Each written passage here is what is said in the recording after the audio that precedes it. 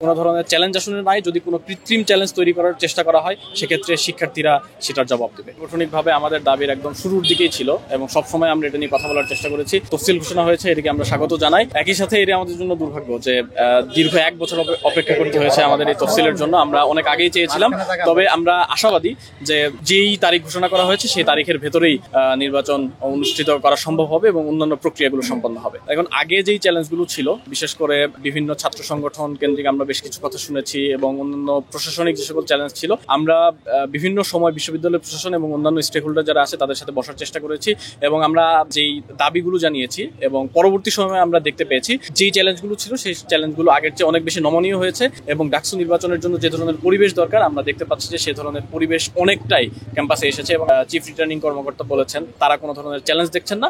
আমরাও এভাবেই বলতে চাই যে কোনো ধরনের চ্যালেঞ্জ আসলে নাই। যদি কোনো কৃত্রিম চ্যালেঞ্জ তৈরি করার চেষ্টা করা হয়, সেক্ষেত্রে শিক্ষার্থীরা সেটার জবাব দেবে। নির্বাচনের ক্ষেত্রে অবশ্যই ডাকসু নির্বাচন একটি শুধুমাত্র ক্যাম্পাসের বিষয় না, যেহেতু ঢাকা বিশ্ববিদ্যালয় কেন্দ্রিক জাতীয় রাজনীতির বিষয়গুলো সেগুলো আবর্তিত হয়। তবে আমরা বিশ্বাস করি যে সুষ্ঠু গণতান্ত্রিক যে চর্চা, সেটার স্বার্থে কোনো রাজনৈতিক দলই ডাকসু নির্বাচনের যে প্রক্রিয়া সেটার ক্ষেত্রে কোনো হস্তক্ষেপ করবেন না এবং আমরা আশা করতে চাই যে তারা এই প্রসেসটাকে বরং যেই পজিটিভ যে ডেভেলপমেন্ট সেটার দিকে নিয়ে যেতে দিবেন। এবং একই সাথে আমরা এটাও বলতে চাই যে যদি এ ধরনের হস্তক্ষেপ করার চেষ্টা করা হয়, জুলাইয়ের আন্দোলনে শিক্ষার্থীরা কি করতে পারে সেটি জাতি দেখেছে।